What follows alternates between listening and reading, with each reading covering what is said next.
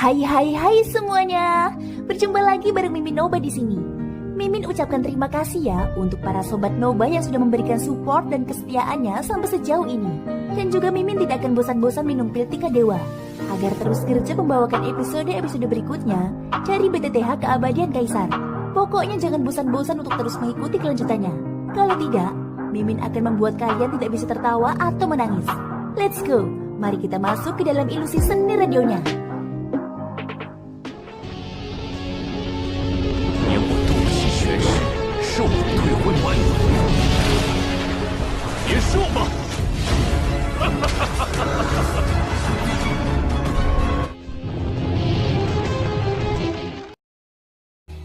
Melanjutkan dari cerita sebelumnya. Beberapa hari kemudian, 6 angkat termasuk Xiaoyan dan Ding Yue bersiap untuk pergi. Namun sebelum mereka pergi, Ding Yue tiba-tiba angkat bicara. Xiaoyan, bukankah Zheng Hui belum kembali? Ucap Ding Yue yang berada di dalam cincin luar angkasa. Xiaoyan tercengang ketika mendengar kata-kata ini. Jika Ding Yue tidak mengingatkannya, dia akan benar-benar melupakan playboy itu. Meskipun dia tidak tahu apa yang dilakukan Zheng Hui, tetapi faktanya kekuatan Zheng Hui selalu meningkat selama periode dia menghilang. Tuan, siapa yang Anda tunggu? Tanya Chang Sue memperhatikan Xiaoyan dengan bingung. Ngomong-ngomong, apakah ada tempat seperti rumah bordir di Pulau Lulur Iblis ini? Tanya Xiaoyan dengan suara rendah. Kalimat yang keluar dari mulut Xiaoyan membuat 3 orang kulin tampak tidak percaya. Mereka menatap Xiaoyan dengan tatapan aneh. Mungkinkah Tuan memiliki kebutuhan mendesak? Ucap Duan Zuo menjadi orang pertama yang bertanya. Tuan, dalam hal ini Suzise tahu kualitas perempuan yang terbaik. Ucap Kulin memandang Suzise yang terdiam. Jangan bicara omong kosong. Aku adalah pria terhormat. Bagaimana bisa kamu mengatakan hal-hal yang tidak baik tentangku? Ucap Suzise tersipu dengan ekspresi tua. Aku hanya ingin menemukan seseorang. Tolong beritahu aku sekarang. Ucap Xiaoyan. Melihat ekspresi serius Xiaoyan, ketiganya tidak berani bercanda lagi. Suzise berhenti sejenak sebelum berkata, ada beberapa rumah bordir di Pulau Lulur Iblis. Namun dari segi kualitasnya masih menara Pantom yang terbaik. Ucap Suzise. Kalau begitu antarkan aku ke sana. Ucap Xiaoyan. Setelah Xiaoyan selesai berbicara, dia meminta Suzise untuk membawanya ke Menara Pantom. Apa yang sebenarnya mereka lakukan? Ucap Chang Sue bertanya dengan bingung.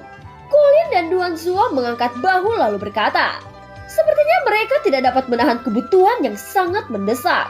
Ucap Colin dan Duan Zuo. Setelah 1 jam kemudian, Xiaoyan dan Suzise datang dari jauh membawa sosok yang setengah mabuk. Sosok itu tidak lain adalah Zheng Hui. Xiaoyan langsung menendang pantatnya tanpa peringatan. Zheng Hui menyeringai kesakitan. Dia berkata, Xiaoyan, percayalah bahwa aku hanya kesasar. Tempat ini serumit jalan tikus. Ia membuatku kehilangan jejakmu dan terpisah. Ucap Zheng Hui. Omong kosong semacam ini simpan saja ke dalam perutmu. Sekarang kita akan pergi dari sini. Ucap Xiaoyan. Setelah berbicara, semua kelompok Xiaoyan akhirnya berangkat menuju makam terlarang Lulur Iblis. Tidak lama setelah kelompok Xiaoyan pergi, puluhan sosok muncul di luar pelelangan Lulur Iblis.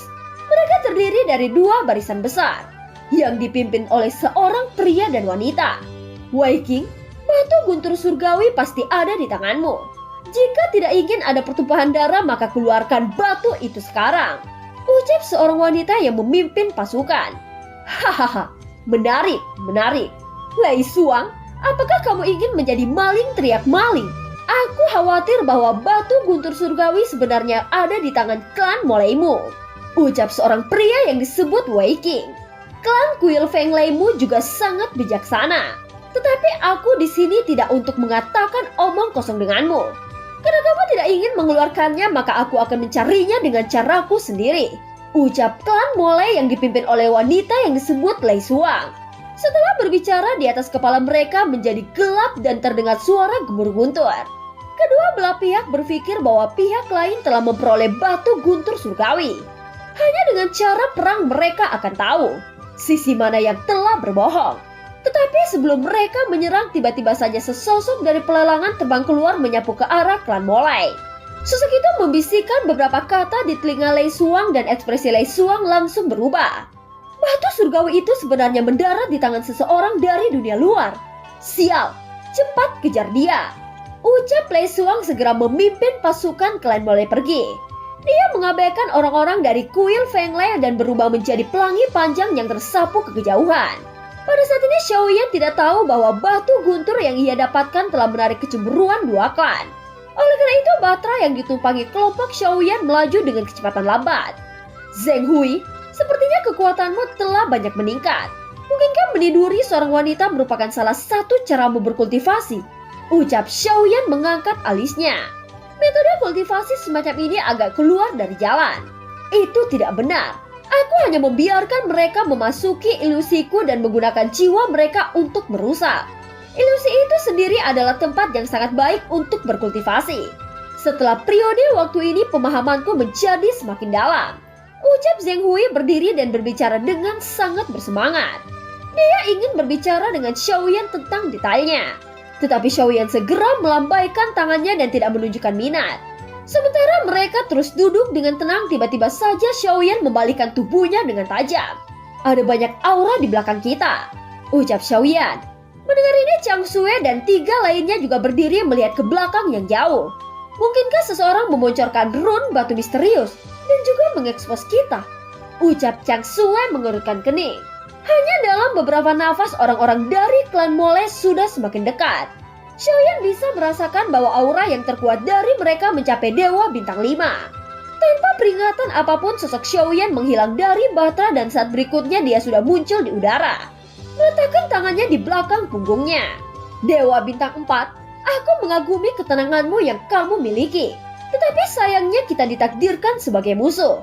Serahkan batu guntur surgawi. Tidak ada gunanya bagimu menyimpannya. Benda itu hanya akan membuat nyawamu terancam. Ucap Lei Suang membawa trisula di tangannya. Setelah berbicara dia menyapu ke arah Xiaoyan. Melihat ini mata Xiaoyan menunjukkan minat. Batu guntur surgawi yang disebutkan Lei Suang seharusnya batu misterius yang dia dapatkan di pelelangan. Sejujurnya ini sedikit arogan. Sebelum kamu menjadi pencuri kamu harus tahu konsekuensinya. Ucap Xiaoyan mengungkapkan senyuman jahat. Begitu kata-kata itu jatuh, api surgawi melonjak keluar membungkus penguasa Suan. Pada saat yang sama kekuatan guntur juga mengalir di lengannya. Tabrakan antara dua senjata menyebabkan ledakan keras dan keduanya sama-sama mundur. Oh, kamu sebenarnya juga seorang praktisi atribut guntur. Sepertinya memang benar bahwa batu guntur surgawi ada di tangan orang asing. Ucap Lei Suang. Batu berharga ini aku dapatkan dengan 1 miliaran tembakan. Jika kamu ingin mengambilnya maka bayarannya adalah nyawamu. Ucap Xiaoyan dengan acuh tak acuh. Benarkah? Kalau begitu biarkan aku melihat. Mana apa yang kamu miliki dengan berkata arogan di hadapanku? Ucap Lei Suang berteriak dengan marah. Sebuah guntur turun dari awan gelap di langit. Itu terhubung ke trisula Lei Suang. Pemandangan ini segera membuat Xiaoyan menjadi tertarik. Tetapi pada saat ini sekelompok orang dari belakang juga datang. Tentu saja mereka berniat untuk mengepung kelompok Xiaoyan. Di Batra sosok Zheng Hui juga buru-buru bergegas keluar. Namun Xiaoyan segera menoleh dan berkata dengan suara dalam, Zheng Hui, tetap tinggal di Batra. Pertempuran tingkat ini bukan sesuatu yang dapat kamu tanggung.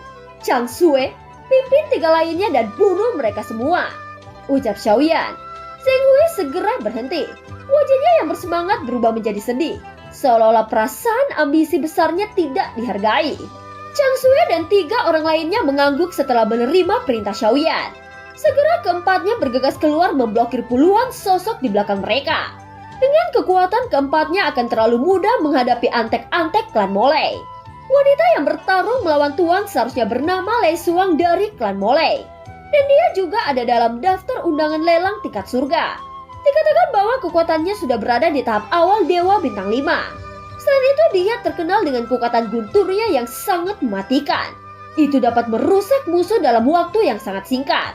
Bahkan orang dengan kekuatan yang sama akan meledak jika terkena serangannya. Ucap Chang Sue mengambil kesempatan untuk memperhatikan medan pertempuran Xiaoyan. Aku tidak tahu apakah Tuan mampu menghadapi wanita monster ini. Jika dia dikalahkan maka masalahnya selanjutnya akan cukup serius bagi kita. Bahkan jika kita bergabung kita mungkin tidak bisa menang. Ucap Kulit. Mengapa kita tidak membersihkan lawan-lawan kita terlebih dahulu sebelum memikirkan hal-hal berikutnya? Ucap Suzisai. Pada saat ini Xiaoyan mengangkat tangannya dan tombak Dewa Guntur muncul dari langit. Setelah itu sosoknya melesat bertabrakan dengan Trisula Guntur di tangan Lei Suang. Dalam sekejap keduanya sudah bertukar pukulan selama puluhan kali. Ledakan guntur terus bergema dan percikan yang tercipta seperti kembang api megah. Mungkinkah kamu dari kuil Fenglei? Tidak, kuil Fenglei tidak memiliki cara seperti itu. Ucap Lei Suang matanya menyipit. Tetapi Xiaoyan terlalu malas untuk berbicara omong kosong dengannya. Guntur mengembun di antara jari-jarinya lalu terkondensasi menjadi bola guntur. Jari guntur, ucap Xiaoyan. Bola guntur itu tiba-tiba meledak menjadi sinar guntur yang menyapu Lei Suang. Kekuatan yang terpancar membuat ekspresi Lei Suang terkejut lagi. Dengan labayan tangannya dia membentuk perisai guntur di sekelilingnya. Guntur terus meledak dan kekuatan yang mengalir dari jari guntur menyapu Lei Suang, menyebabkan semua perisai yang ia ciptakan runtuh. Namun kekuatan fisik dari orang-orang yang memperhatikan atribut guntur sangat kuat. Pukulan Xiaoyan tidak menyebabkan kerusakan berat padanya. Hanya saja adegan ini benar-benar membuat Lei Suang menjadi sangat serius. Dia tahu bahwa orang di depannya merupakan musuh yang sangat tangguh. Trisula di tangan Lei Suang berayun keras. Dauke yang agung berubah menjadi kekuatan guntur dan mengembun pada Trisula. Naga Dewa Guntur hancur. Teriak Lei Suang. Semua kekuatan guntur yang terkumpul di dalam Trisula tercurahkan. Guntur terjalin lalu berubah menjadi naga guntur seukuran 100 kaki yang meraung ke arah Xiaoyan. Di sisi lain api dan guntur dengan cepat terjalin di lengan Xiaoyan. Kekuatan panas juga terkondensasi di lengannya. Naga guntur raksasa sudah mengaum ke arah Xiaoyan lalu menenggelamkan sosoknya. Pada saat ini kelompok Chang Sue sudah membunuh sebagian besar orang-orang dari klan Molei. Tetapi ekspresi mereka berubah ketika melihat situasi pertempuran antara Xiaoyan dan Lei Suang. Ada kekhawatiran di hati mereka. Meskipun begitu, kekuatan Lei Suang bukan sesuatu yang bisa mereka campuri. Hanya paksaan dari Lei Suang sudah cukup untuk menghalangi mereka semua dan membuat mereka tidak berani mengambil tindakan dengan gegabah. Fluktuasi sumber energi yang dipancarkan oleh Tuan hanya Dewa Bintang 4. Namun lawan yang dia hadapi saat ini seorang Dewa Bintang 5. Meskipun hanya berbeda satu bintang tetapi kesenjangan antara keduanya sangat besar. Ucap Chang Sue. Ya, setiap perbedaan bintang memiliki potensi besar. Aku khawatir bahwa Tuan akan benar-benar dikalahkan. Ucap Duan Zuo. Itu belum tentu terjadi. Mungkin Tuan memiliki kekuatan tersembunyi. Bukan tidak mungkin baginya untuk menandingi orang yang satu tingkat lebih kuat. Ucap Suzisai. Aku juga berharap begitu. Ucap Chang Sue mengangguk setuju. Tepat ketika mereka berbicara, kejutan datang lebih dulu di kejauhan. Melihat ke pertempuran ada lautan api yang mengerikan dan ada kekerasan dari lautan guntur yang menyambar. Saat berikutnya naga guntur seukuran 100 kaki Lei Suang benar-benar runtuh inci demi inci. Dan memperhatikan sosok Lei Suang buru-buru mundur dari lautan api. Tepat ketika dia mundur, tiba-tiba saja sosok Xiaoyan juga melesat mengejarnya tanpa ampun. Di bawah keterkejutan semua orang, Xiaoyan menangkap leher Lei Suang. Katakan padaku, apa yang kamu ketahui tentang run batu misterius ini? Ucap Xiaoyan mencekik leher Lei Suang. Kamu memang kuat. Tetapi pertempuran ini masih belum berakhir. Ucap Lei Suang, tubuhnya bergetar dan melepaskan diri dari Xiaoyan. Perubahan sihir guntur Suantian. Teriak Lei Suang. Matanya berubah menjadi kilat yang menyilaukan dan sosoknya meroket ke arah Xiaoyan. Detik berikutnya dia sudah muncul di atas kepala Xiaoyan, membawa tinju yang terbungkus guntur dan meledak ke arah Xiaoyan. Xiaoyan juga mengayunkan tinjunya dan kekuatan dari ledakan lengan dewa dicurahkan. Saat kedua tinju bertabrakan satu sama lain, tiba-tiba saja lebah beracun muncul dari lengan jubah Xiaoyan. Itu terbang ke leher Lei Suang lalu ekornya yang tajam ditusukkan tanpa syarat. Lei Suang berteriak kesakitan. Perubahan drastis ini membuat kekuatan pada tinjunya melemah. Xiaoyan terus menekannya dan ada suara tulang retak dari lengan Lei Suang. Keserakahan hanya akan membuat hidupmu mati dengan cepat. Ucap Xiaoyan, lengan kirinya menghantam dada Lei Suang. Lei Suang menyemburkan seteguk darah segar dan sosoknya terpental ke belakang. Racun hitam di lehernya menyebar dengan kecepatan tercepat. Ekspresi wajahnya berubah menjadi pucat. Bahkan jika dia mengeluarkan pil detoksifikasi tetapi organ dalamnya yang hancur akan membutuhkan waktu untuk pulih. Tentu saja apakah Xiaoyan akan memberinya waktu masih menjadi pertanyaan. Dan ketika dia menelan penawarnya, sosok Xiaoyan sudah muncul di atas kepalanya memegang penguasa Suan. Jelas Xiaoyan tidak akan menunjukkan belas kasihan hanya karena dia seorang wanita. Namun sebelum Xiaoyan membunuhnya, dia masih perlu mendapatkan beberapa informasi berguna tentang batu misterius. Oleh karena itu, penguasa Suan hanya ditangguhkan di atas kepala Lei Xuang. Ceritakan semua yang kamu tahu tentang batu guntur surgawi. Hanya dengan begitu mungkin aku bisa membiarkanmu pergi, tanya Xiaoyan. Wajah Lei Xuang muram. Dia tahu bahwa saat ini dia tidak memiliki kekuatan untuk melawan. Namun sebelum Xiaoyan mendapati jawabannya, tiba-tiba saja suara siulan datang dari belakangnya lagi. Ketika Xiaoyan menoleh, dia mendapati bahwa barisan besar lainnya juga muncul. Tampaknya mereka memiliki tujuan yang sama seperti Lei Xuang untuk merebut batu guntur surgawi. Xiaoyan mengerutkan kening, dan ketika dia menatap Lei Xuang, matanya dipenuhi dengan niat membunuh. Sebelum Lei Xuang bisa menjelaskan sesuatu, Xiaoyan sudah menghancurkan kepalanya. Kemudian nyala api surgawi membakar tubuhnya menjadi abu terbang. Cara tegas Xiaoyan segera membuat Chang Sue dan lainnya menelan seteguk air liur. Xiaoyan menatap cincin penyimpanan Lei Xuang yang berisi 700 juta koin emas. Alasan Xiaoyan membunuhnya karena dia tidak tahu apa yang akan terjadi selanjutnya. Yang terbaik adalah dengan tegas mengakhiri musuh tanpa meninggalkan masalah nanti. Aku ingin melihat siapa yang pada akhirnya menjadi perampok yang sebenarnya, ucap Xiaoyan memandang barisan besar yang baru saja tiba. Mereka tidak lain adalah orang-orang dari klan Feng Lei yang dipimpin oleh Wei Qing. Pada saat ini matinya Lei Xuang membuat orang-orang yang tersisa dari klan Mole mundur melarikan diri dari sini. Sepertinya Lei Xuang gagal. Tetapi mengingat kekuatan tempur yang dimiliki klan Mole, tidak mengherankan jika mereka gagal, ucap Wei Qing. Tuan Wei Qing, ketika klan Mole melarikan diri, mengapa aku tidak melihat Lei Xuang? Mungkinkah dia terbunuh? Ucap seseorang di belakang Wei Qing. Lei Xuang terbunuh? Seharusnya tidak mungkin, ucap Wei Qing sedikit mengerinyit. Dia tahu bahwa Lei Xuang juga dewa bintang 5. Jadi bagaimana dia bisa dengan mudah dibunuh? Tapi kemunculan klan Mole yang melarikan diri tadi sangat menyedihkan. Dan aku benar-benar tidak melihat Lei Xuang pada mereka. Mungkin dia benar-benar terbunuh. Jadi orang-orang klan Mole melarikan diri karena ketakutan, ucap pria di belakang Wei Qing. Posisi mereka saat ini masih 100 meter dari posisi Xiaoyan. Wei Qing tiba-tiba membuat gerakan berhenti kepada semua orang di belakangnya.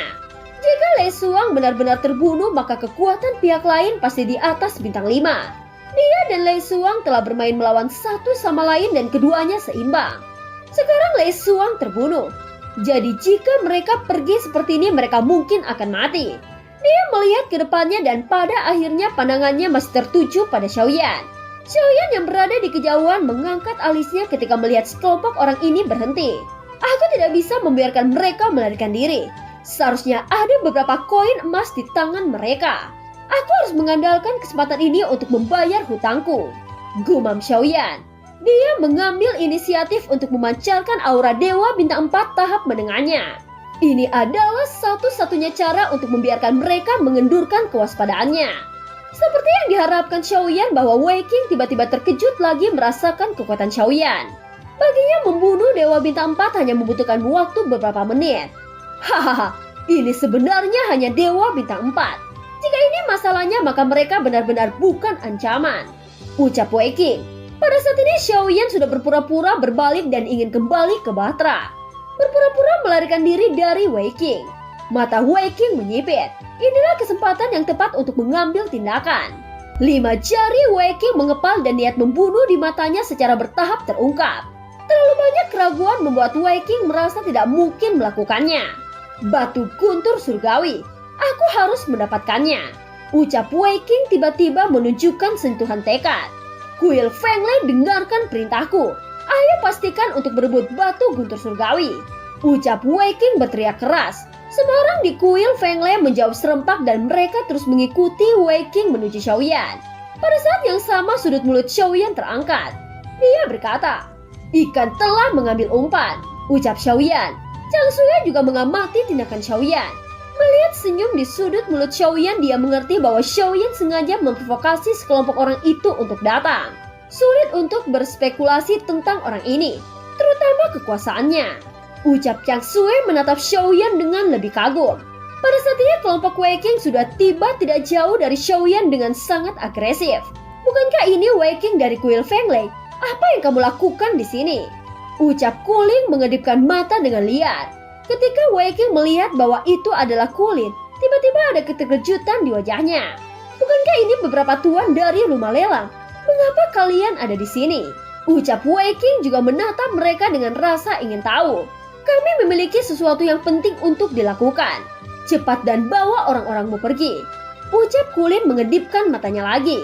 Wei King juga melihat apa yang dimaksud Kulin. Jadi dia menangkupkan tinjunya lalu berkata, ternyata ini teman sendiri. Aku benar-benar minta maaf telah mengganggumu. Ucap Wei King. Tepat ketika Wei King hendak pergi, matanya tanpa sadar beralih ke sosok Xiaoyan. Dan matanya langsung menyusut. Itu karena Xiaoyan saat ini sedang bermain dengan batu guntur surgawi di tangannya. Terus melemparkannya ke udara kemudian mengambilnya.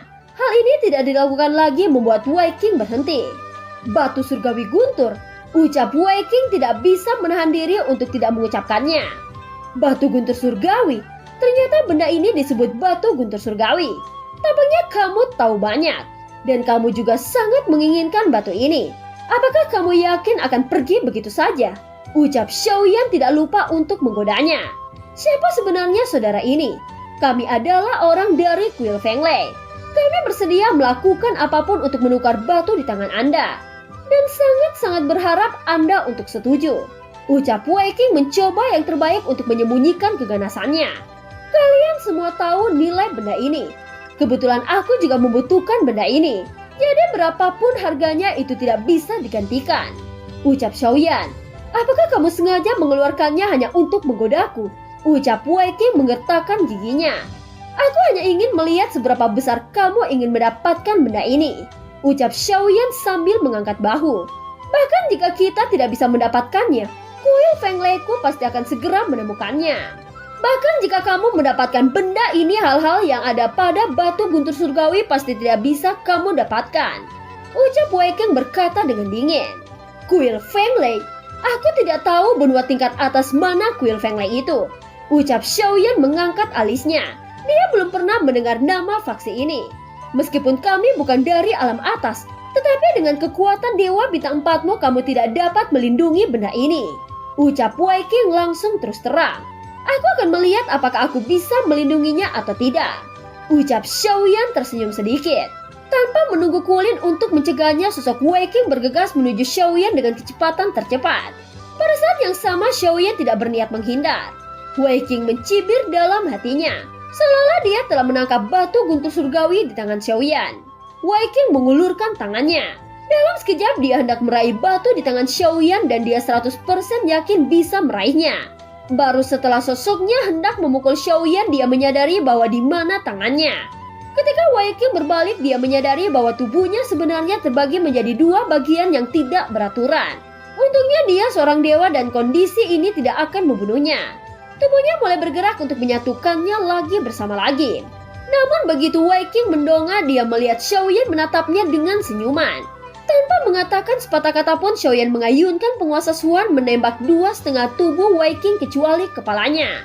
Tuan, tolong ampuni aku. Ucap Wei King baru saja dia mengerti mengapa Kulin mengedipkan matanya sebagai kode. Jelas ini karena kekuatan Xiaoyan tidak seperti di permukaan. Dan metode yang digunakan Xiaoyan adalah benang emas untuk memotong Wei King. Alasan mengapa Xiaoyan bisa melakukannya dengan mudah, itu karena dia menggunakan batu guntur sebagai umpan. Sehingga Wei King kehilangan akal sehatnya dan tidak memperhatikan sama sekali. Meskipun keadaan ini tidak akan membunuhnya, tetapi nyawanya sudah sepenuhnya berada di tangan Xiaoyan. Selama Xiaoyan mau, dia bisa melenyapkannya. Membunuhmu tidak terlalu berarti. Bagaimana kalau mengubah hidupmu dengan uang? Ucap Xiaoyan. Setelah mendengar kata-kata itu, Chang Sue dan keempatnya tiba-tiba memiliki garis hitam di dahi mereka. Itu karena mereka telah dipaksa oleh Xiaoyan seperti ini sebelumnya. Menukar uang dengan api iblis. Dan ketika trik yang sama digunakan pada orang lain, keempat orang itu merasa sangat tidak berdaya. Aku akan memberikan 800 juta koin emas yang aku miliki. Aku tidak tahu apakah ini cukup. Ucap Wei King menjawab dengan tergesa-gesa. Apakah hanya itu? Ucap Xiaoyan mencubit dagunya. Aku juga tahu beberapa penting tentang batu guntur surgawi. Selama Tuan melepaskanku akan memberitahumu semuanya. Ucap Wei King mengerti bahwa tidak ada informasi sepenting hidupnya sendiri sekarang. Oh, mari kita dengarkan. Jika itu benar-benar berharga, aku akan mempertimbangkannya. Ucap Xiaoyan. Apakah Tuan tahu tentang 9 guntur? Ucap Wei King sementara Xiaoyan menggelengkan kepalanya. Di 3000 dunia ini ada 9 guntur yang terkenal sebagai inti guntur. Ucap Wei King melanjutkan. Dan film pun berakhir. Terima kasih udah dengerin Noba sampai akhir ya. Sampai jumpa.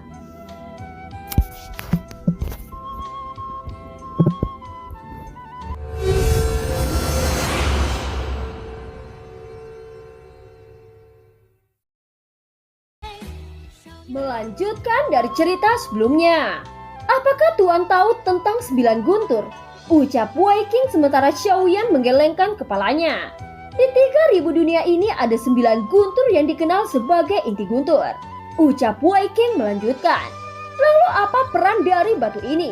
Tanya Xiaoyan berbinar ketika dia mendengar kata-kata itu. Dia tidak pernah berpikir bahwa batu ini sebenarnya terkait dengan inti guntur. Dia pernah mendengar dari Lei Ji tentang keberadaan inti guntur. Namun dia tidak berpikir bahwa sebenarnya ada kesempatan untuk mendapatkan petunjuknya.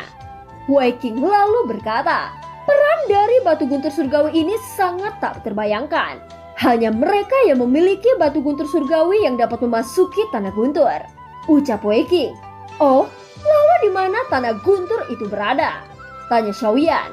Itu terletak di kehampaan laut barat. Ucap Wei King. Xiaoyan sedikit terkejut ketika mendengar kata-kata itu. Laut kehampaan dibagi menjadi 4, yaitu kehampaan utara, kehampaan selatan, kehampaan barat, dan kehampaan timur. Yang paling makmur tentu saja kehampaan timur. Banyak alam tingkat atas terletak di lautan kehampaan ini. Sedangkan kehampaan selatan dan kehampaan utara merupakan berkumpulnya banyak alam tingkat menengah. Yang terakhir adalah kehampaan bagian barat. Berbicara tentang kehampaan bagian barat membuat Xiaoyan ingat kampung halamannya. Benua Daudi dan benua Dauki semuanya berada di kehampaan di laut barat. Dia tidak tahu seperti apa nasib keluarganya saat ini. Ribuan tahun telah berlalu dan semuanya pasti telah berubah. Setelah beberapa saat, Xiaoyan mengembuskan nafas lalu mengembalikan pikirannya. Cepat pulihkan kondisimu dan pergilah. Aku mengampunimu, ucap Xiaoyan. Mendengar ini, Wei King langsung menunjukkan rasa terima kasih. Adapun Chang Sue dan yang lainnya, mereka tidak bisa lebih memahami Xiaoyan. Orang yang begitu tegas barusan sebenarnya tidak membunuh tanpa pandang bulu. Mereka tahu bahwa membiarkan Wei King pergi bukanlah hal yang baik untuk Xiaoyan. Bagaimanapun kuil Feng Lei bukanlah seorang vegetarian. Ini sama dengan mendirikan musuh yang tidak terlihat di belakangnya. Tentu saja jika premisnya bahwa kekuatan di belakang Xiaoyan lebih kuat sehingga dia tidak takut sama sekali. Pada saat ini Xiaoyan sudah memegang cincin penyimpanan dari Wei King. Setelah kembali ke Batra, Xiaoyan melemparkan cincin penyimpanannya ke Chang Sue. Terima kasih atas bantuanmu sebelumnya. Ini ada 1,1 miliar koin emas. Adapun lebihnya anggap saja sebagai rasa terima kasihku. Ucap Xiaoyan sangat murah hati. Tiba-tiba mata Kulin dan 2 orang lainnya menoleh ke Xiaoyan dengan antisipasi. Mereka sangat mengharap Xiaoyan mengembalikan 100 juta koin emas mereka yang dipinjam Xiaoyan. Masih cukup lama sebelum mencapai tempat terlarang leluhur iblis. Selama periode waktu ini aku akan pergi retret. Jika ada sesuatu yang mendesak maka kalian bisa menghubungiku. Ucap Xiaoyan tidak menyebutkan tentang hutangnya kepada mereka bertiga. Dan mereka bertiga ingin menangis tanpa air mata. Tenang, ketika aku retret aku akan memurnikan beberapa pil obat Shen Yuan Qi. Ucap Xiaoyan. Mendengar ini Kulin dan 2 lainnya langsung bersemangat dan buru-buru menangkupkan tangan mereka. Adapun Ding Yue dan Zheng Hui meskipun mereka berdua tidak berlatih sekeras Xiaoyan, mereka masing-masing telah mencapai level Dosian bintang 7. Dan keduanya masih sangat jauh dari Rana Dewa. Perjalanan kultivasi masih panjang. Nasib baik dan bakat mereka sendiri menentukan batas atas seseorang. Bahkan jika mereka ditempatkan di Rana tengah, kekuatan keduanya bukan yang teratas. Tetapi Dosian bintang 7 setidaknya tidak akan mudah dilenyapkan. Pada saat ini Xiaoyan berjalan memasuki kamar yang tersedia di dalam Batra. Sebenarnya dia tidak pergi memurnikan pil obat. tetapi berniat membenamkan dirinya untuk memasuki alam Dewa Api. Meskipun efek dari Yaobeng memuaskan, tetapi aku selalu merasa bahwa kemampuan Bayan harus lebih dari itu. Dan aku ingat di dimensi alam Dewa Api memiliki total 7 leluhur. Terakhir kali aku hanya menyelesaikan ujian dari 4 leluhur tua. Dan masih ada 3 ujian yang belum aku jalankan. Dengan kekuatanku sekarang seharusnya sudah memiliki kualifikasi untuk ke sana. Ucap Xiaoyan. Untuk alam Dewa Api sendiri ada pada spiritual Bayan. Ketika Xiaoyan menyampaikan pikirannya ke Bayan, dia merasa jiwanya dihisap. Kemudian dia datang ke alam Dewa Api untuk yang kedua kalinya. Xiaoyan memandangi 7 aula yang menggantung di atas awan. Dari 7 leluhur, Xiaoyan telah berhasil menyelesaikan uji coba 4 leluhur. Dan masih ada 3 yang tersisa. Dia tidak tahu kesulitan spesifiknya. Xiaoyan datang langsung ke aula kelima dan leluhur dari aula 4 lainnya juga datang satu demi satu. Leluhur tua, bocah ini datang untuk berkunjung lagi. Ucap Xiaoyan dengan hormat menangkupkan tangannya. Beberapa leluhur memandang Xiaoyan sambil tersenyum dan sedikit mengangguk.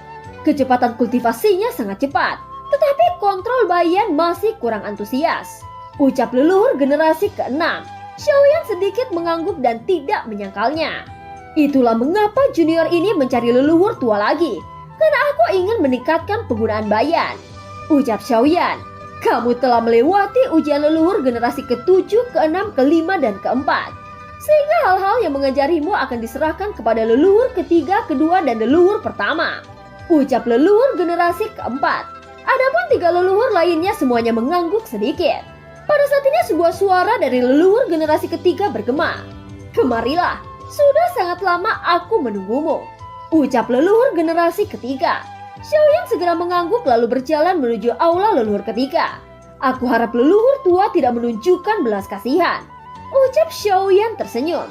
Ketika Xiaoyan datang ke aula, tiba-tiba saja Bayan tersapu keluar dari tubuhnya dan datang ke sisi leluhur ketiga. Jika kamu ingin mengetahui kekuatan Bayan yang sesungguhnya, kamu perlu melawannya secara langsung. Hanya itu yang bisa membuatmu lebih tercerahkan. Ucap leluhur generasi ketiga. Pada saat ini Bayan terpisah dari Xiaoyan. Artinya kemampuan Bayan sendiri juga akan berpengaruh pada Xiaoyan. Kamu juga bisa menggunakan kemampuan Bayan sendiri untuk berurusan dengan Bayan. Gunakanlah trik yang sama. Kamu harus melihat dengan cermat bagaimana Bayan menggunakannya. Dan seberapa banyak kekuranganmu. Ucap leluhur generasi ketiga memperingatkan. Xiaoyan mengangguk sedikit. Meskipun Bayan terpisah darinya, dia masih memiliki inti Bayan. Artinya dari leluhur generasi ketiga adalah membiarkan Xiaoyan mendapatkan kekuatan Bayan untuk melawan Bayan. Bayan memiliki karakter yang suka berperang. Dan ketika dia mendengar berita seperti itu, dia secara alami sangat senang dan dia siap untuk berperang. Karena ini masalahnya, aku tidak akan ragu melawan Tuan. Apalagi tidak ada banyak peluang untuk hal semacam ini. Jadi aku akan memanfaatkannya sebaik mungkin. Ucap Bayan mencibir. Sebelum Xiaoyan siap, dia bergegas menuju Xiaoyan. Pada saat yang sama, leluhur generasi ketiga juga menyerang bersama. Tunggu dulu, bukankah ini sebuah keroyokan? Ucap Xiaoyan tercengang sejenak. Dan leluhur generasi ketiga juga tertawa terbahak-bahak. Efek dari pertarungan kelompok lebih baik. Ucap leluhur generasi ketiga tiba-tiba menunjukkan ekspresi garang. Seolah-olah mereka berencana untuk membunuh Xiaoyan. Tubuh Xiaoyan terpental ke belakang dan menabrak dinding aula dengan keras. Seluruh aula tampak bergetar. Xiaoyan bangkit dengan susah payah. Dia berkata, ini agak tidak tahu malu. Ucap Xiaoyan, sudah lama aku tidak menghunuskan pedangku. Ucap leluhur generasi ketiga memegang pedang panjang yang menyala. Lalu menikam ke arah Xiaoyan. Ini benar-benar penindasan yang tercela. Ucap Xiaoyan mengutuk dalam hatinya.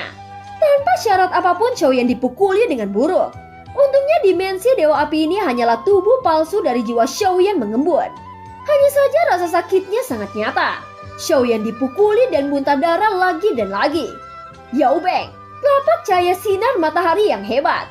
Ucap Xiaoyan menggunakan 2 kemampuan ikonik Bayan. Tetapi bagaimanapun lawannya kali ini adalah Bayan. Yaobeng yang digunakan Xiaoyan tampaknya tidak banyak berpengaruh pada Bayan dan leluhur ketiga. Sebaliknya ketika Bayan menggunakan Yaobeng, Xiaoyan jatuh ke dalam perasaan terpisah dari jiwa dan tubuhnya untuk pertama kalinya. Pada saat ini baru dia mengerti rasanya Yaobeng. Perasaan mati lemas dan kehilangan kendali tubuh ini hanya berlangsung beberapa detik. Tetapi dalam beberapa detik ini Xiaoyan dipukuli dengan hidung biru dan wajah bengkak. Baik, istirahat untuk sebatang dupa. Kita akan melanjutkan setelahnya. Ucap leluhur generasi ketiga melihat penampilan tragis Xiaoyan. Dia menghentikan Bayan dan saat ini Bayan mengangkat tamparan terakhirnya ke Xiaoyan. Biasanya aku tidak jahat padamu. Ucap Xiaoyan mengangkat kepalanya menatap Bayan. Ini hanya kultivasi. Tuan jangan ambil hati. Meskipun aku memukulmu, rasa sakitnya ada di hatiku. Ucap Bayan. Singkatnya pada satu batang dupa ini Xiaoyan memulihkan kondisinya ke puncaknya. Bagaimanapun ini hanya jiwa yang mengembun dan kecepatan pemulihannya sangat cepat. Xiaoyan menutup matanya merenungkan mengapa kekuatan Yobengnya sendiri sangat lemah. Setelah sebatang dupa, pertarungan kelompok akhirnya berlanjut lagi. Masih Bayan dan leluhur generasi ketiga yang berurusan dengan Xiaoyan. Dan Xiaoyan juga mematuhi leluhur generasi ketiga hanya menggunakan Bayan sebagai metode ofensif. Dia membutuhkan untuk menguasai Bayan dengan mahir. Premis kemahiran adalah tampilan terus-menerus. Meskipun Xiaoyan masih tidak memiliki kekuatan untuk melawan, tetapi dia memperhatikan dengan seksama Yobeng dari Bayan dan leluhur generasi ketiga.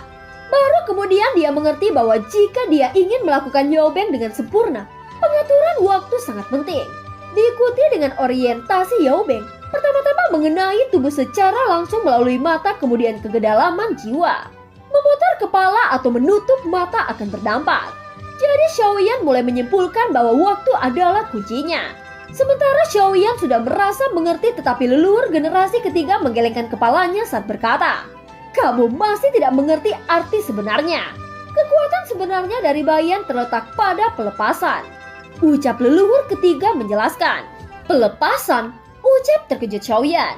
"Bayan, biarkan dia melihat apa itu Yaobeng yang sebenarnya." Ucap leluhur generasi ketiga memandang Bayan. Bagaimanapun dia pernah menjadi penguasa Bayan. Dan Bayan tidak menolak. Dia langsung memasuki tubuh leluhur generasi ketiga. Mata leluhur generasi ketiga yang tertutup untuk sementara tiba-tiba terbuka. Lingkaran cahaya di matanya berkedip. Dan ruang di sekitarnya tampaknya terpengaruh. Tiba-tiba seluruh aula ditempati oleh Bayan. Seolah-olah seluruh dunia telah berubah menjadi putih. Hanya dengan melihatnya akan tenggelam ke dalam kegelapan putih. Seluruh ruang dipenuhi dengan Bayan yang benar-benar berbeda dari Yaobeng Xiaoyan. Ini adalah pelepasan yang dikatakan leluhur generasi ketiga. Ketika Bayan sepenuhnya dilepaskan, Xiaoyan bisa melihat sekelilingnya tetapi tubuh dan jiwanya tidak bisa bergerak. Xiaoyan tidak buta namun dia benar-benar tidak dapat mengendalikan tubuhnya. Dia hanya bisa menyaksikan mata putih leluhur ketiga dan dengan tendangan telapak kakinya dia bersiul ke arah Xiaoyan. Xiaoyan mulai mengerti dan akhirnya memiliki pencerahan. Dia perlahan menutup matanya lalu membuka lagi. Ada roda cahaya berkedip di mata Xiaoyan seperti leluhur generasi ketiga barusan. Seluruh aula ditutupi oleh lapisan api putih lagi. Dan sosok leluhur generasi langsung terdiam di udara. Matanya tiba-tiba menyusut dan kemudian sudut mulutnya naik perlahan. Sungguh pemahaman yang luar biasa. Ucap leluhur generasi ketiga. Sebelum leluhur generasi ketiga menyelesaikan kalimatnya, tinju Xiaoyan sudah bersiul di wajahnya. "Nak, apakah kamu mencoba menipuku dan menghancurkan seniormu?" Ucap leluhur ketiga menderita kesakitan dan menabrak dinding besi tua. Xiaoyan tidak berniat mandek. Dia sama kejamnya seperti leluhur ketiga ketika bersatu dengan Bayan untuk memukulinya. Tentu saja aku tidak berani. Aku hanya ingin memverifikasi ajaran leluhurku. "Bayan, kembalilah!" Ucap Xiaoyan berteriak dengan keras. Bayan di tubuh leluhur ketiga tidak ragu sama sekali. Lagi pula Xiaoyan sekarang adalah pemilik sejatinya. "Ayo kalahkan bersamaku." Efek perkelahian kelompok memang nyaman. Ucap Xiaoyan tersenyum membalikan perkataan leluhur ketiga. Ketika leluhur lain melihat adegan ini, ekspresi di wajah mereka luar biasa. Dan mereka tidak bisa menahan tawa. Apa yang diajarkan leluhur adalah bahwa aku memiliki pemahaman baru tentang Bayan. Wajah nakal ini sangat berterima kasih kepada leluhur ketiga. Ucap Xiaoyan berlutut di tanah dan bersujud. Leluhur generasi ketiga tersenyum pahit. Berpikir bahwa dia telah dididik secara menyeluruh oleh anak ini. Setelah Xiaoyan memberinya tamparan, Xiaoyan dengan cepat memberinya permen. Yang membuatnya merasa benar. "Pergi nak, pergi. Pergi ke leluhur generasi kedua." Ucap leluhur generasi ketiga melambaikan lengan bajunya. Pendidikan leluhur sangat bagus. Aku tidak tahu apakah bocah ini telah lulus ujian. Kalau tidak, bocah ini masih mau mencobanya. Ucap Xiaoyan tersenyum menawan. Mata leluhur generasi ketiga menyusut. Kamu telah lulus. Aku tidak punya apa-apa lagi untuk mengajarimu. Cepatlah pergi. Ucap leluhur generasi ketiga. Xiaoyan tersenyum lalu pergi ke aula leluhur kedua. Setelah Xiaoyan pergi, dia mendengar suara tawa dari para leluhur lainnya. Setiap leluhur ini layu di tangan Xiaoyan dan jelas bahwa leluhur generasi ketiga tidak terkecuali. Giliran generasi kedua. Ucap beberapa leluhur sudah bersiap untuk pindah ke generasi kedua. Aku rasa generasi kedua belum tentu dipermalukan seperti kita. Generasi kedua juga sangat kaya di antara kita. Dan juga anak ini tidak sederhana. Sepertinya keduanya akan bertengkar hebat. Ini akan menjadi pertunjukan bagus untuk ditonton. Ucap beberapa leluhur datang ke aula leluhur kedua untuk mengintip. Aula leluhur kedua benar-benar berbeda dari 5 leluhur sebelumnya. Ini bukan lagi seperti aula, tetapi lebih tepatnya adalah surga. Penuh bunga dan tanaman. Hanya ada pavilion dan terlihat sosok leluhur kedua sedang duduk bermain catur di dalamnya. Permainan catur yang telah membuatku terjebak selama ribuan tahun ini benar-benar luar biasa. Ucap leluhur kedua melihat ke papan catur. Salam kepada leluhur tua. Junior memberi hormat kepada leluhur. Ucap Xiaoyan. Leluhur generasi kedua menoleh untuk melihat Xiaoyan. Generasi ke-9, apakah kamu mengerti permainan catur? Tanya leluhur kedua. Aku mengerti sedikit. Tetapi permainan catur yang dapat menjebak leluhur selama ribuan tahun, bagaimana aku bisa menyelesaikannya? Yang bahkan Anda tidak dapat menyelesaikan. Ucap Xiaoyan. Aku hanya bertanya apakah kamu mengerti. Karena ini adalah ujian, tentu saja fokusnya pada Bayan. Tetapi apa yang harus dipelajari pasti telah diajarkan kepadamu oleh beberapa leluhur sebelumnya. Aku tidak punya banyak untuk mengajarimu di sini. Namun aku harus memberimu peringatan di sini. Ucap leluhur generasi kedua. Dia menunjuk ke posisi di depannya dan memberi isyarat kepada Xiaoyan agar duduk. Meskipun jantung api kuat, kamu harus tahu bahwa segala sesuatu memiliki pro dan kontra. Tentu saja pertempuran biasa tidak masalah. Tetapi jika suatu hari kamu tidak dapat mengendalikan Bayan, akan ada konsekuensi yang kamu dapatkan. Ucap leluhur generasi kedua. Apa maksud dari leluhur? Mengapa aku tidak bisa mengendalikan Bayan? Tanya Xiaoyan dengan bingung. Kemampuan Bayan memainkan peran mutlak dalam mengendalikan medan pertempuran. Tetapi kamu seharusnya tidak menyadari bahwa setiap kali kamu menggunakan Bayan, jiwamu sebenarnya yang paling lemah dan mungkin untuk terkikis. Ucap leluhur kedua. Xiaoyan mengingat pertempuran sebelumnya setelah mendengar kata-kata itu. Tetapi dia tidak memperhatikan ini. Ketika Xiaoyan bertukar tubuh dengan Bayan, dia sebenarnya melemahkan diri sendiri.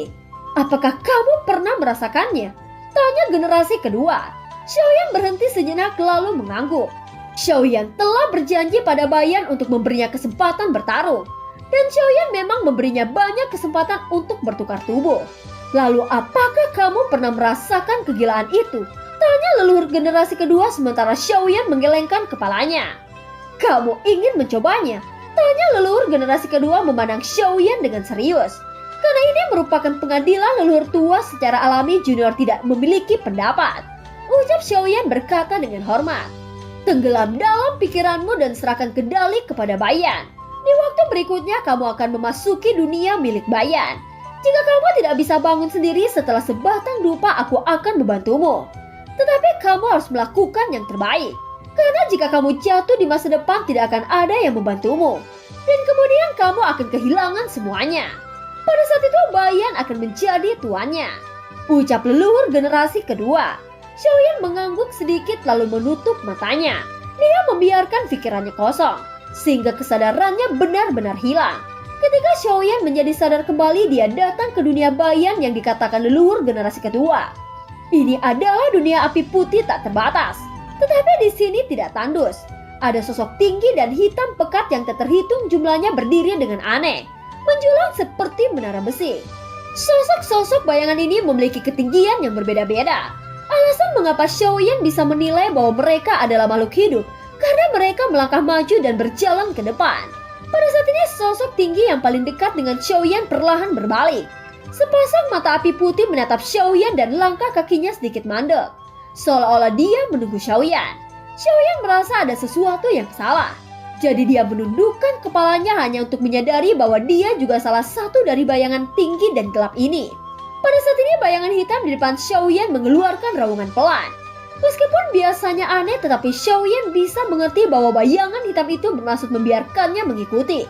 Dunia bayan memberi Xiaoyan perasaan yang lebih misterius.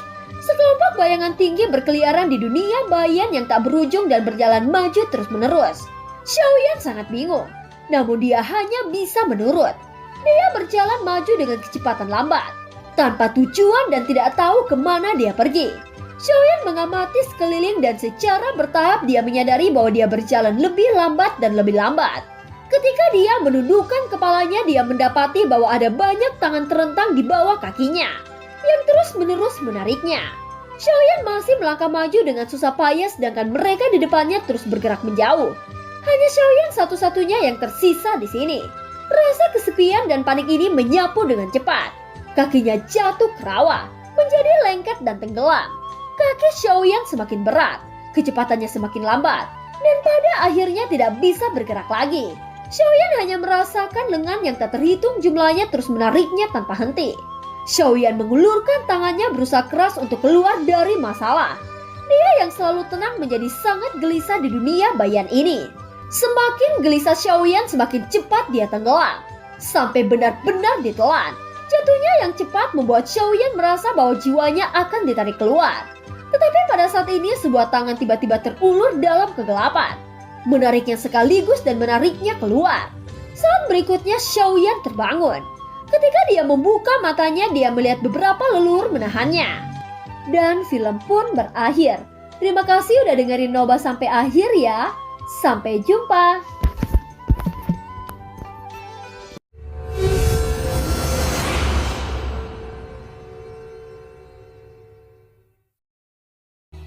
Melanjutkan dari cerita sebelumnya. Saat berikutnya Xiaoyan terbangun. Ketika dia membuka matanya, dia melihat beberapa leluhur menahannya. Bayan di sekitarnya belum bubar. Adapun bunga dan tanaman milik leluhur kedua semuanya berubah menjadi bubuk. Xiaoyan merasakan kelelahan yang luar biasa. Dan ada semacam rasa sakit yang membakar jiwanya. Apa yang terjadi? Ucap Xiaoyan. Perasaan lemah perlahan menghilang dengan kebangkitan Xiaoyan. Melihat pemandangan di sekitarnya, jelas bahwa Bayan telah mengambil alih tubuh Xiaoyan. Ketika kamu kehilangan kesadaran, Bayan mungkin juga kehilangan rasionalitasnya. Kamu dan Bayan akan di luar kendali. Apa yang telah Anda lihat di dunia Bayan? Tanya leluhur generasi kedua. Xiaoyan menceritakan semua yang dia lihat di Bayan. Dan ekspresi beberapa leluhur sedikit berubah ketika mereka mendengar kata-kata itu. Bagaimana ini mungkin? Menurut apa yang aku maksud, bayangan hitam itu semua adalah leluhur. Ketika aku memasuki dunia bayan, aku hanya melihat bayangan tinggi itu berkeliaran dan menjadi bayangan dari kejauhan. Apakah kamu pernah memiliki leluhur tertinggi di sana? Ucap terkejut leluhur generasi kedua. Luar biasa. Jadi generasi ke-9 akan menjadi leluhur tertinggi. Ucap para leluhur memandang Xiaoyan yang dikelilingi oleh mereka dengan rasa ingin tahu. Seperti sedang menonton monyet dengan Xiaoyan di tengah. Leluhur tertinggi, ucap Xiaoyan dengan bingung. Dikatakan bahwa orang yang membuka dunia disebut leluhur tertinggi. Ucap leluhur kedua. Xiaoyan berhenti sejenak ketika dia mendengar kata-kata itu. Mungkinkah Zuzang pernah membuka dunia? Tentu saja semua ini tidak diketahui.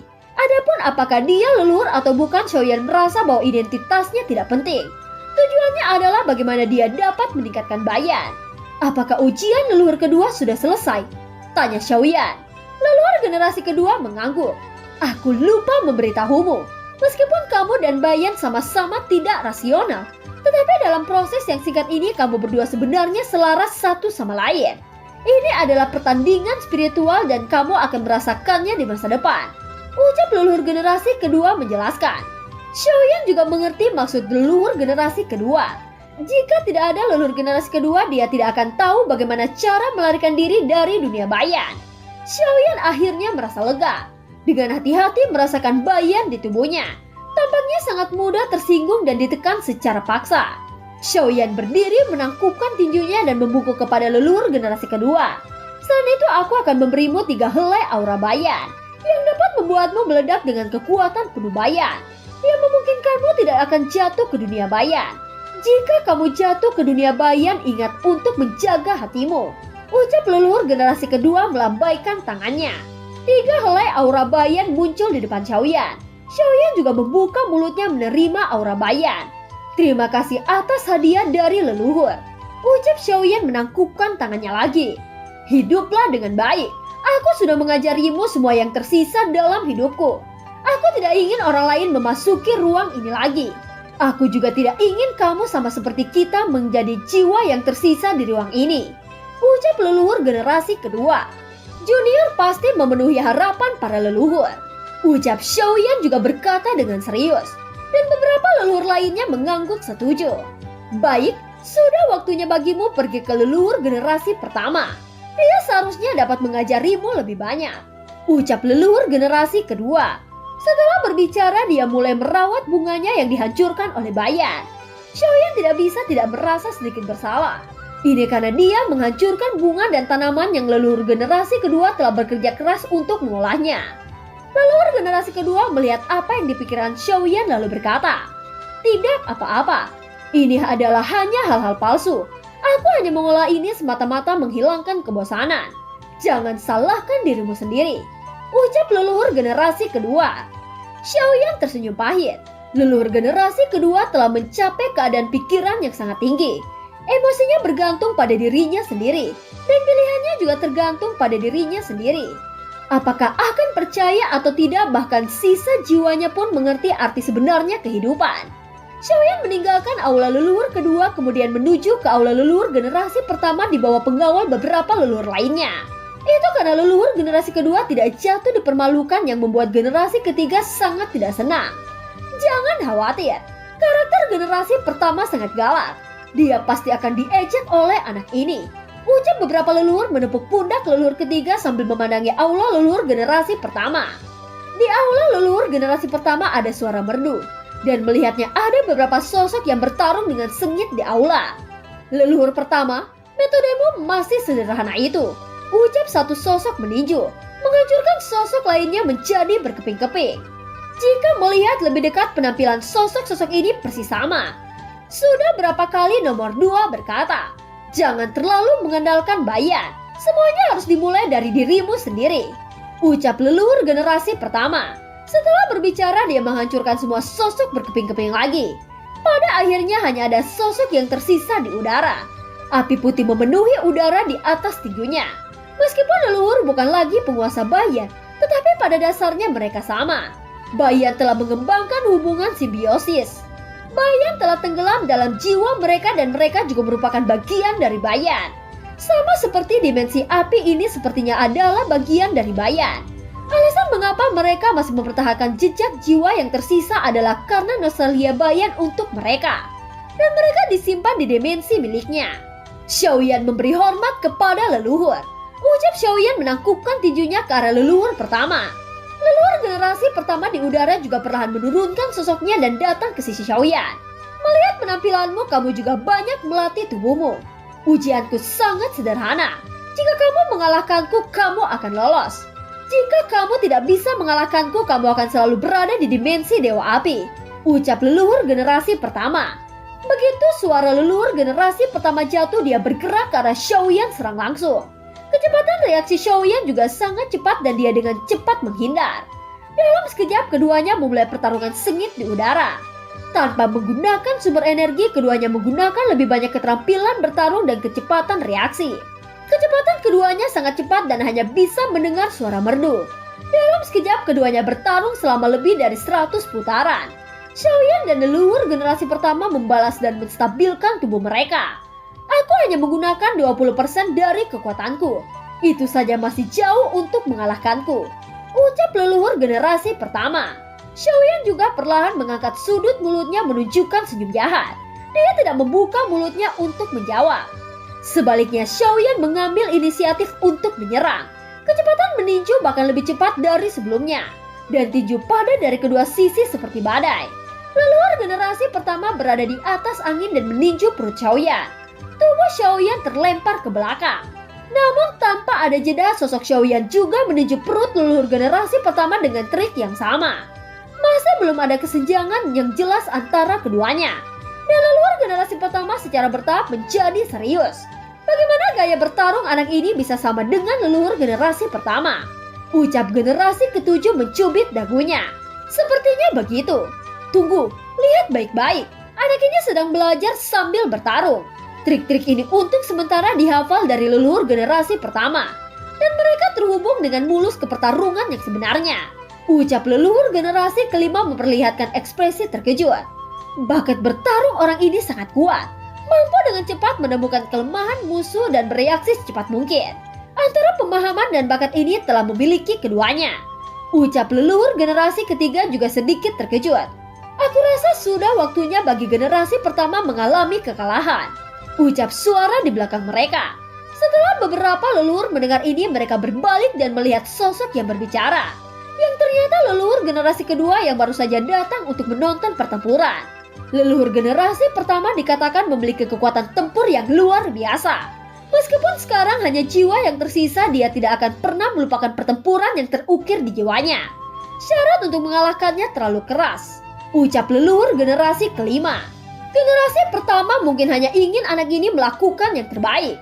Tentu saja dia tidak menyangkal bahwa dia adalah seorang militan.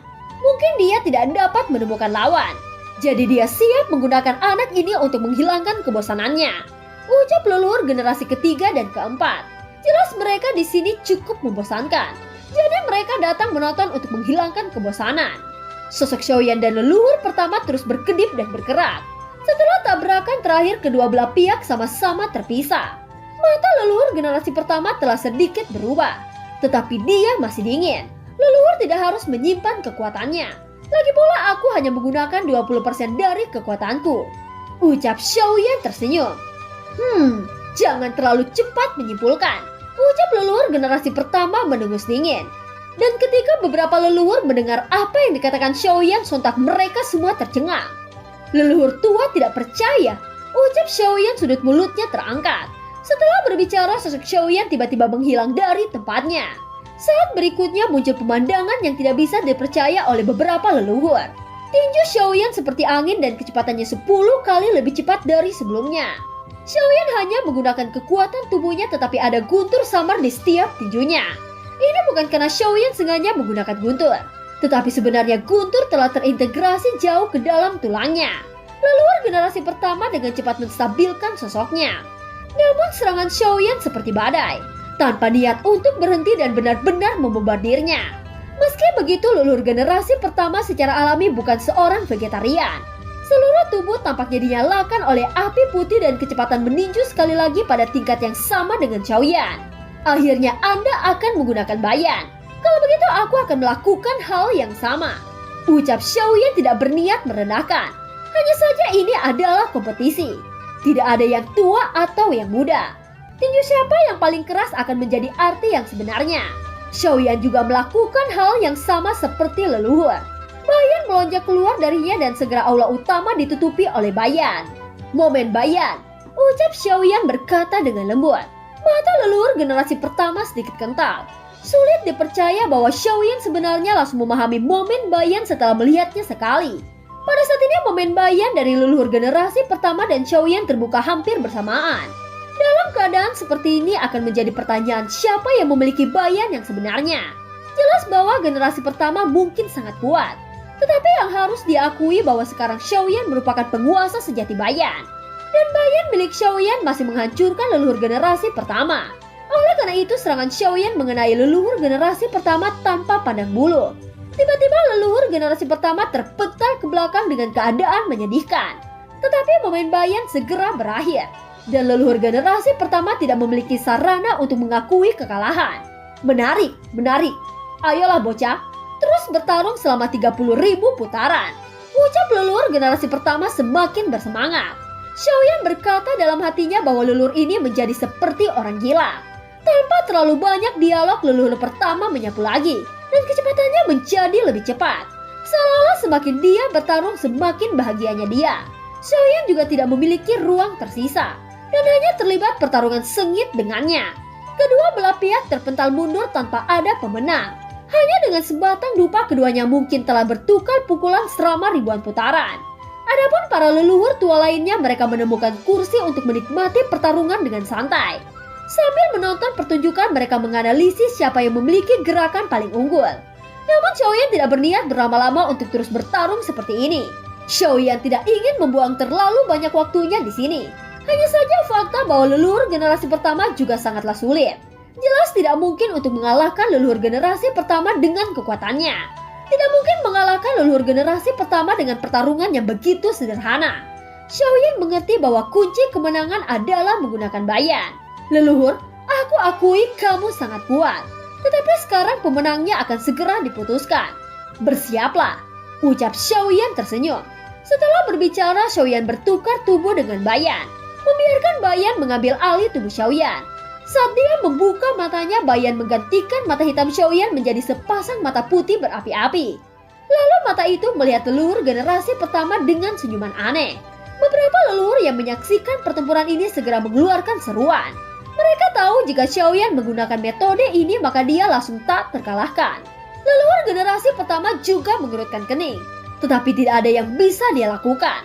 Sekarang bayan tidak bisa lagi mendengarkannya.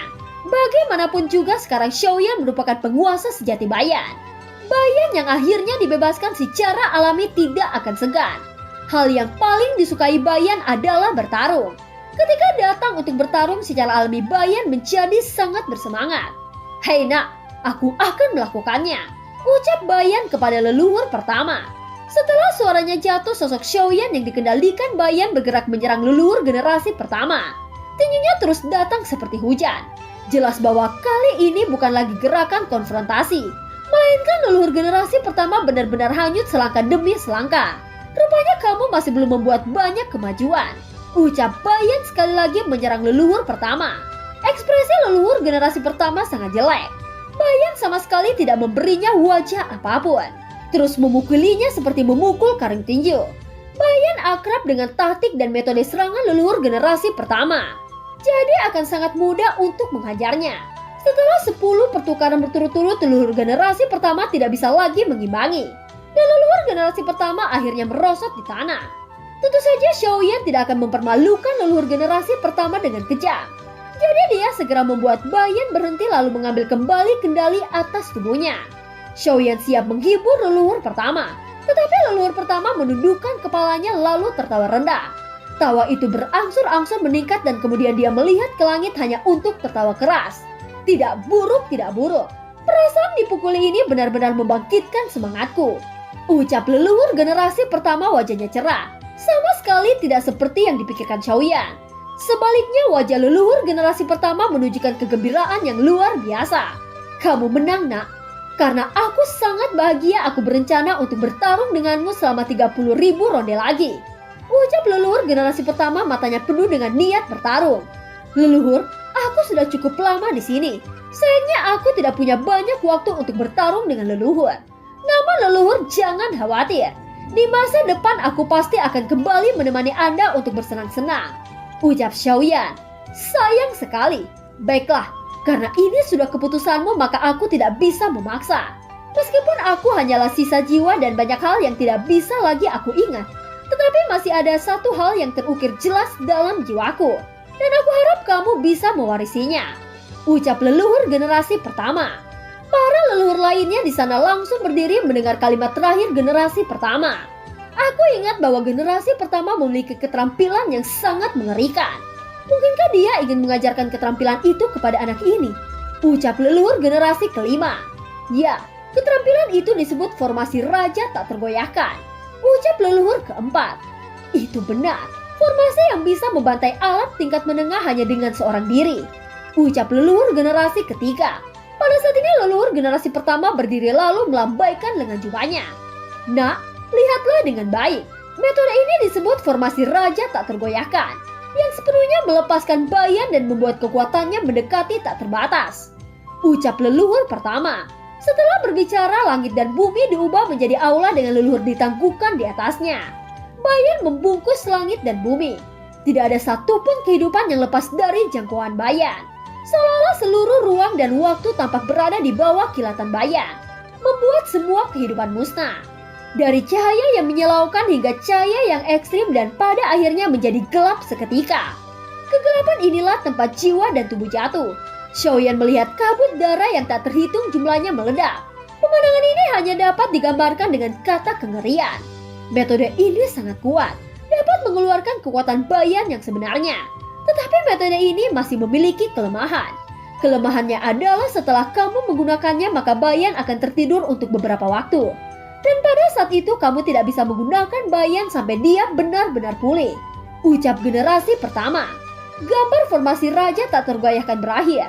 Leluhur generasi pertama mengangkat tangan kanannya lalu ujung jarinya mengeluarkan cahaya biru yang menyapu di antara alis Xiaoyan. Semua informasi dari formasi raja tak tergoyahkan langsung dituangkan ke dalam pikiran Xiaoyan. Dan film pun berakhir. Terima kasih udah dengerin Nobah sampai akhir ya. Sampai jumpa.